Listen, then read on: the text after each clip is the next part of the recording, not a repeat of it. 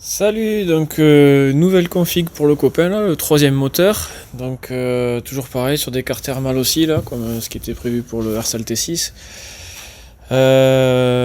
Donc là c'est des cartes thermales aussi neuf. Là c'est un kit Parmakit qu'il a eu d'occasion, qui paraît neuf, avec son piston. Mais il n'a pas eu l'axe de piston avec, ni le segment. Mauvaise surprise. Du coup, ça ira bien que la culasse Parmakit qu'il avait déjà, là, qu'on avait essayé de monter sur le T6 et que ça marchait pas. Là, du coup, le piston correspond un peu plus à l'œil à la culasse, là, avec une bande plane de squish ici qui correspond sur le piston. Voilà, Carbu 24 Polini, un PWK on dirait, un style. Voilà, nouvelle configuration à remonter. Le bas moteur, c'est pas moi qui l'ai monté, il y a un Villebrequin Doppler dessus. Dessus, on y mettra l'allumage MVT. Donc, il y a une allumage MVT DD. Et voilà. Donc ça ira sur une SPX ou RCX, je sais plus, on verra. Et ça, c'est un variateur, je sais pas ce que c'est, un Girodo, je sais pas. Qu'une idée.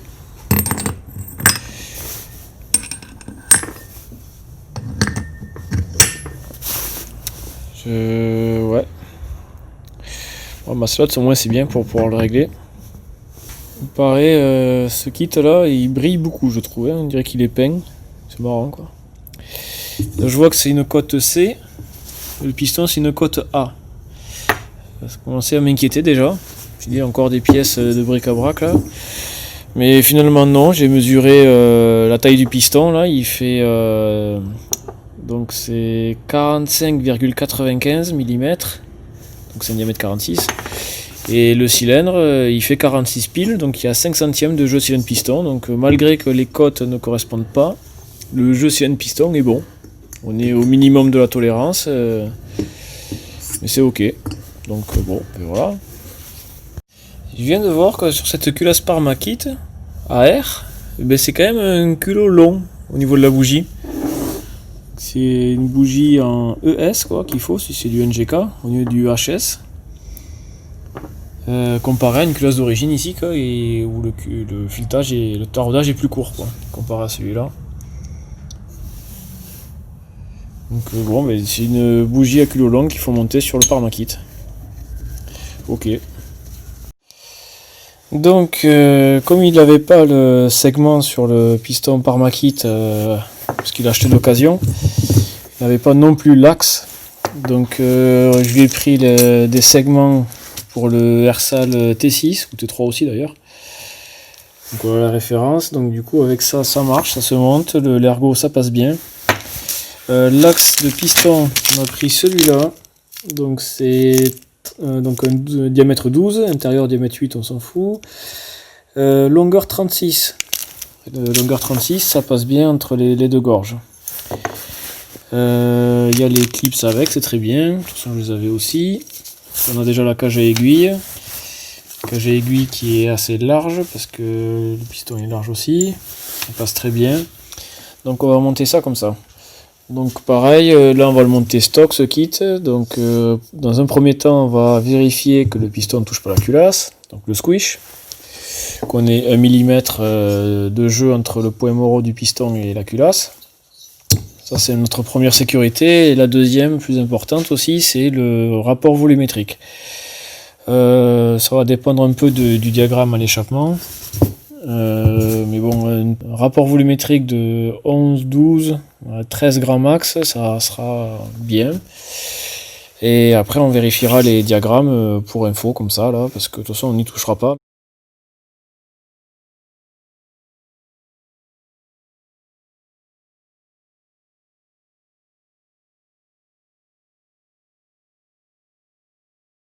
Alors, le diagramme du Parmakit. Donc là, on a en admission, on a 110. Puis on voit qu'en fait, il faut le caler. Parce que le piston au point mort bas, il découvre pas complètement les transferts.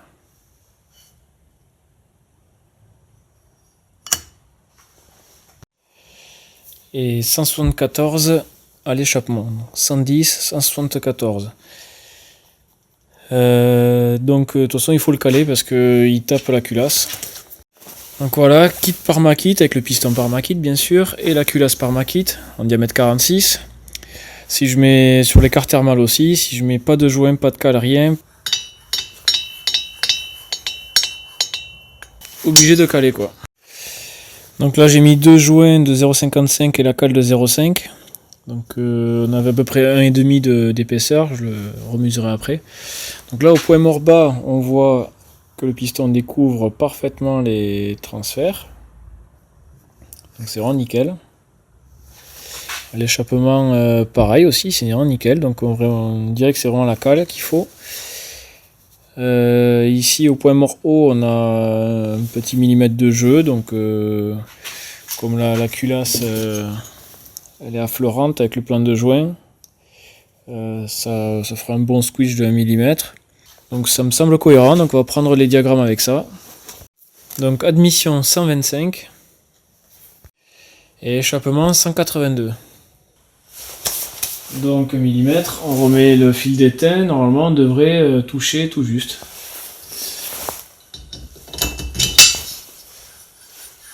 Donc là on ne touche plus. Donc avec ça notre squish est supérieur à 1 mm. On pourrait comprimer un peu plus je pense. Donc là je touche plus du tout le fil d'étain avec la culasse. J'avais deux joints et la cale de 1 mm, donc j'avais 1,6 de joints donc, et de cale. Donc on va prendre des joints plus fins. Parce que la cale est toujours nécessaire, mais on va prendre des joints plus fins. Et on va voir si avec ça on se rapproche du squish de 1 mm.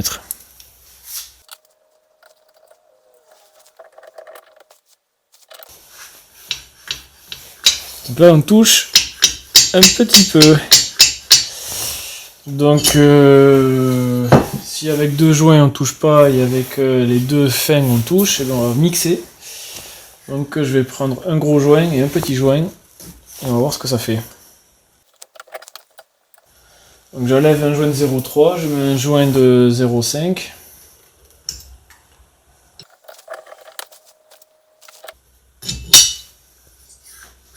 Et là on ne touche plus. Très bien. Avec le tassement des joints, on va se rapprocher du 1 mm. Très très bien. Donc on va partir sur cette base là. Donc on a un petit peu plus d'1 mm de squish. Donc pour le rapport volumétrique, on va forcément utiliser le segment. Bon, le segment je l'ai mis dans le cylindre comme ça, c'est juste pour le mettre droit avec le piston. Voilà. Et maintenant on va mesurer la coupe au bec du segment. Ça me paraît bien finote là. On va voir, parce que déjà un segment qui est fait pour un cylindre, il faut le vérifier. Mais là, un segment pour Aircel qui est dans un cylindre Parmakit, il faut absolument le vérifier. Donc voilà, la cale de 0,15 elle passe très largement à l'intérieur, voilà. Et la cale de 0,2 elle coince un petit peu. Donc du coup le jeu au bec des segments est entre 0,15 et 0,2, moi ça me va parfaitement. Donc on va monter ce segment.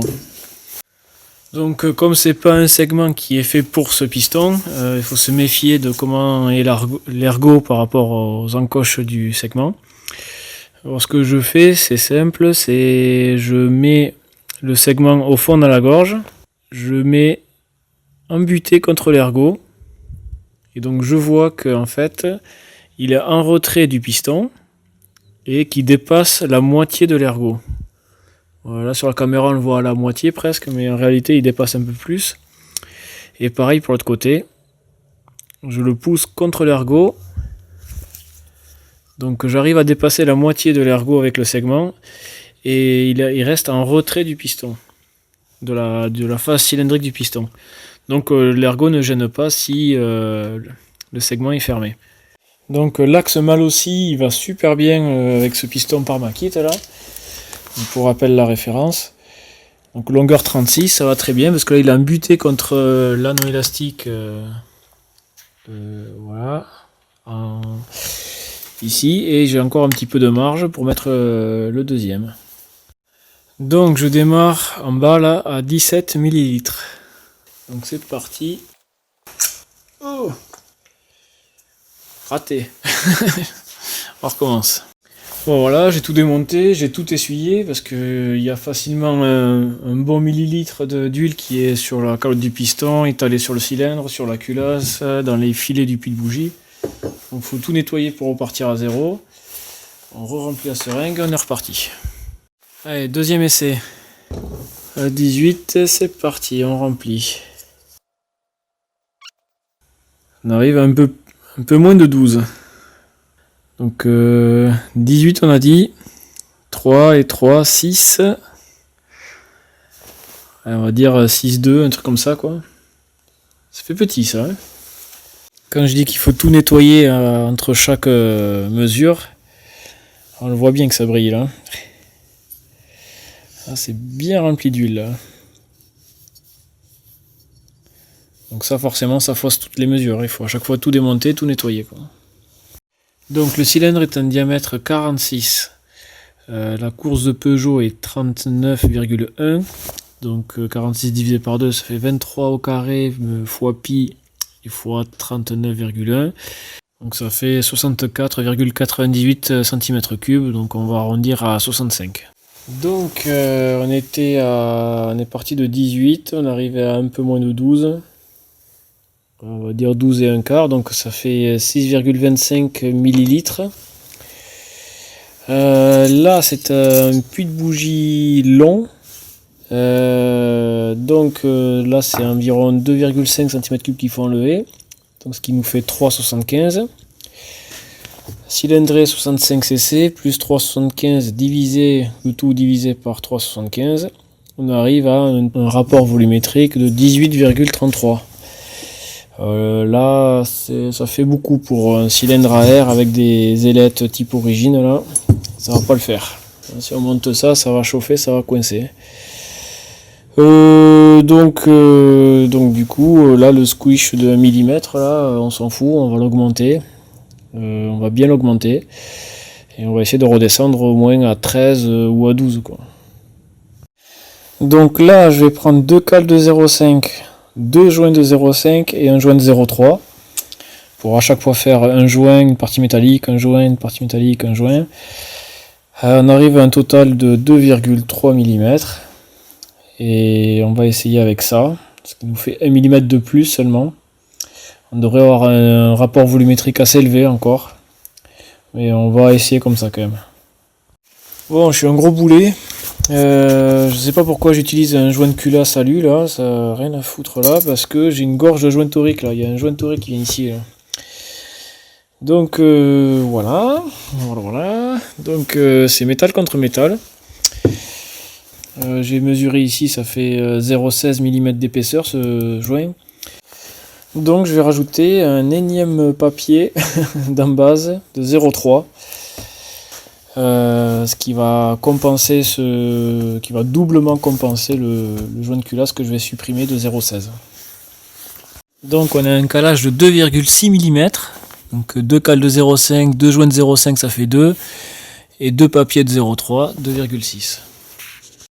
Voilà, maintenant avec son joint torique ça sera mieux. On démarre à 17.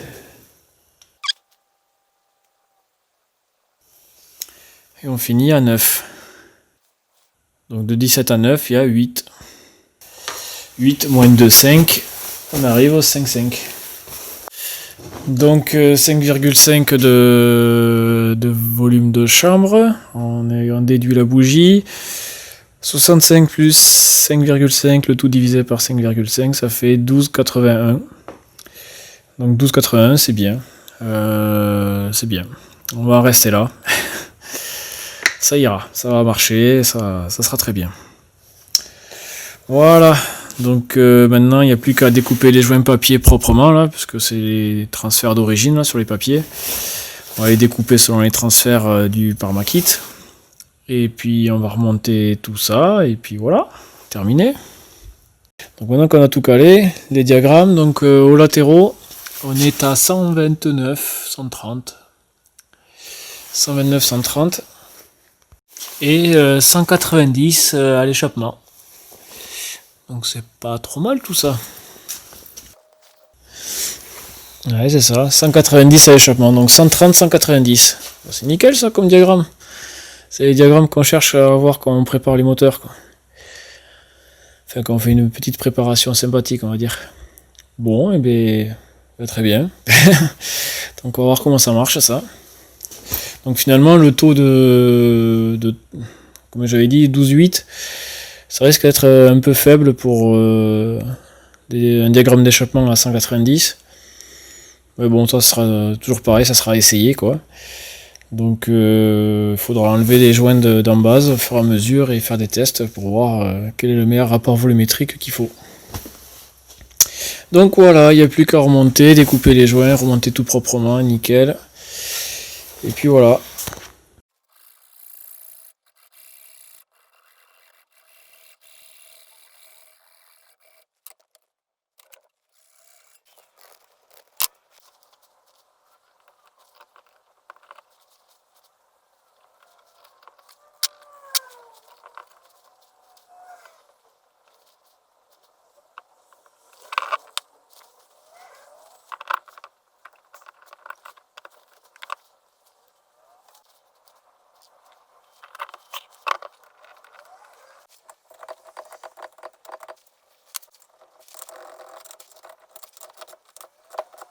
Donc on va lui mettre son allumage MVT.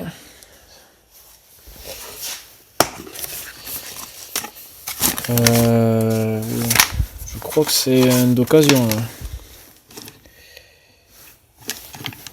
Ouais, je pensais que c'était un MVT 9, mais en fait non. C'est un d'occasion.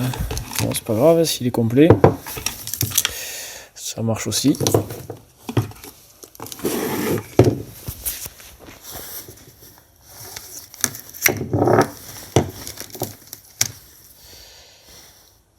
Déjà il est plus propre celui-là. Ah, bizarre cette platine.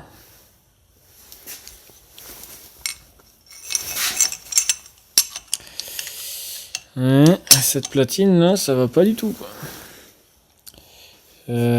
Comment ça se monte là?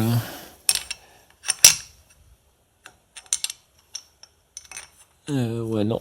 Il n'y a aucun trou qui correspond à l'anthrax ici là. Ils sont tous au même diamètre là. Non, il n'y a rien, quoi. Et puis le diamètre ici de centrage, il correspond pas du tout au diamètre de centrage ici là. Je sais pas d'où ça vient ça, mais c'est pas la bonne ça.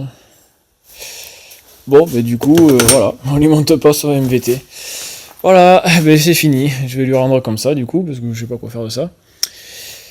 Et puis voilà, donc il me tarde de le voir marcher celui-là quand même. Les diagrammes qu'il a, les paramètres qu'il a, il devrait bien fonctionner. Surtout que là tout est cohérent là. Et les pièces là pour contrairement à celui au Parmakit MBK51 là que j'ai monté. Pour lui aussi, là c'est des pièces qui sont quand même bien plus propres. Bon, le bas moteur c'est pas moi qui l'ai monté, mais il avait l'air bien. Et toutes les pièces avaient l'air propres, neuves et tout. On a pu tout monter comme il faut. Il a fallu vachement caler ici, mais bon, le reste est assez cohérent. Je sais pas qu'est-ce qu'il y a comme boîte à clapper ici, parce que c'était déjà monté. Et puis voilà. Quoique, c'est des vis là. Non, c'est déjà vissé. Donc voilà. Voilà pour ce Parmakit sur carte thermale aussi, en diamètre 46. Donc j'espère avoir l'occasion de vous le filmer en marche là, mais bon là la mobilette est en pièces détachées pour l'instant, elle est chez le carrossier, donc je pense pas qu'on va la voir avant l'an prochain.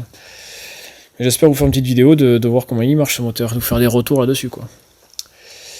Bon ben allez, en attendant la prochaine, salut!